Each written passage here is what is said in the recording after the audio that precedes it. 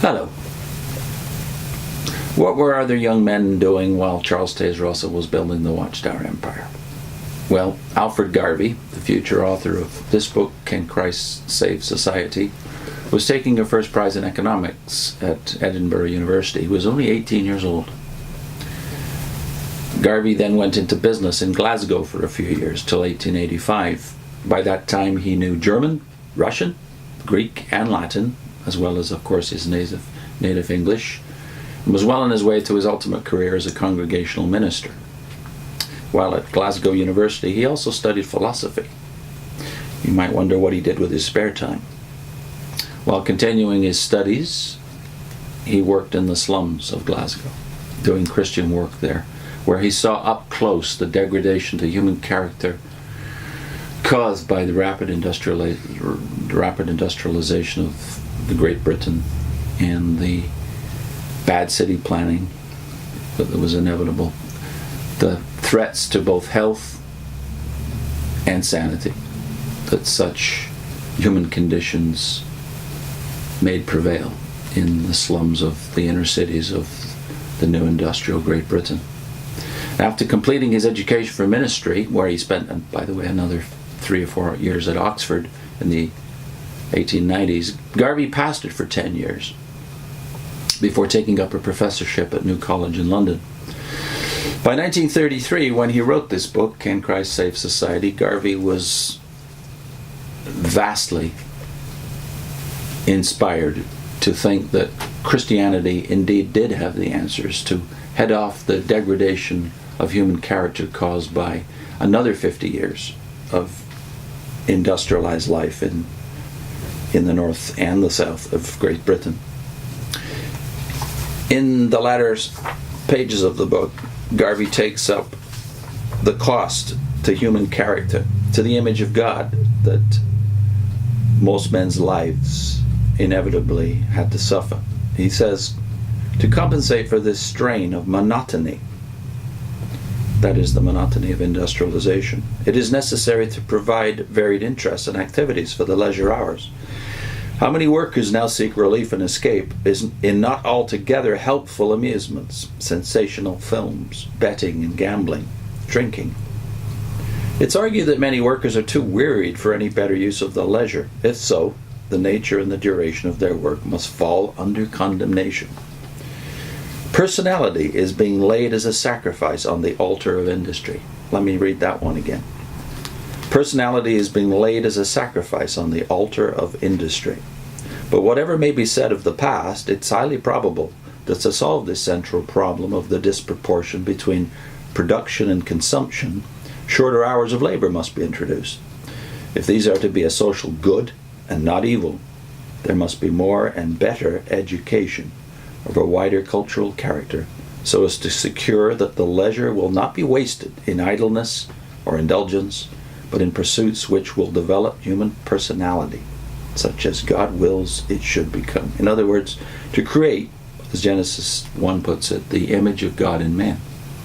So monotony and the inevitable cost of most men's jobs in the 1930s could not be compensated for by entertainment. Now, obviously, he sees the perils that this kind of leisure would lead to.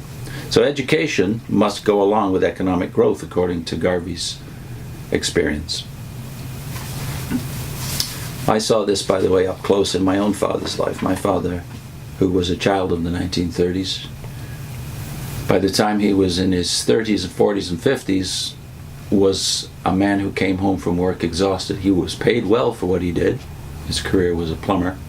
He was paid well for what he did, but the cost to him and consequently to his family was a man too depleted to be, well, the man he could have been, and the father he could have been, and the husband he could have been.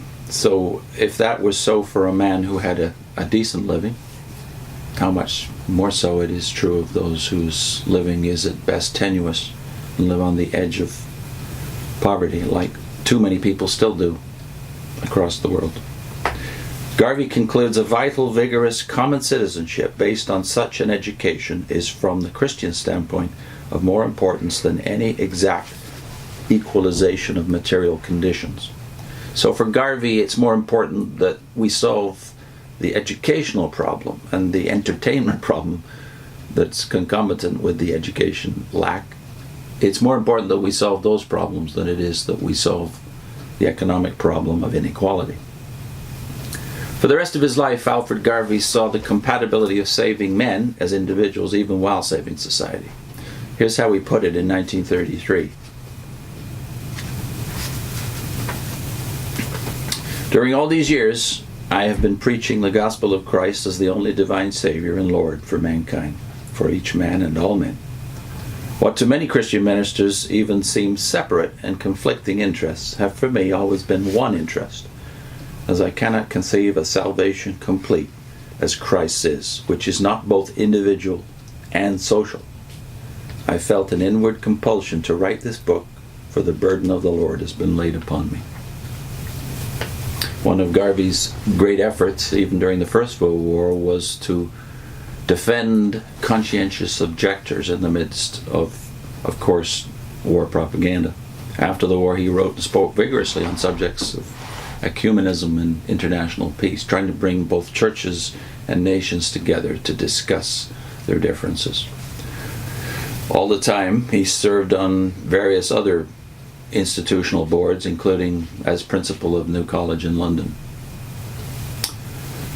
Alfred Garvie died in 1945, no doubt sad that despite his efforts and the concerted efforts of many more men as dedicated as he was, many ministers as dedicated as he was, 2 world wars had happened during his own lifetime.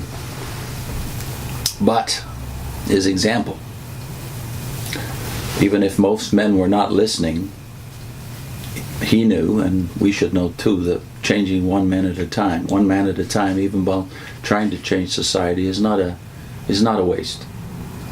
So we should, I think, take example from men like Garvie, that even though crises may continue to fall around us and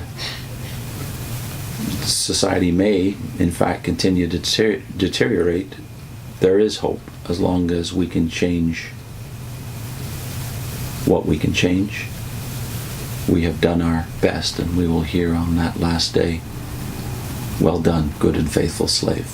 I believe Alfred Garvie was such a man, and I believe despite discouragement we can all be such human beings, representing the image of God faithfully to our generation. Alfred Garvie, Can Christ Save Society?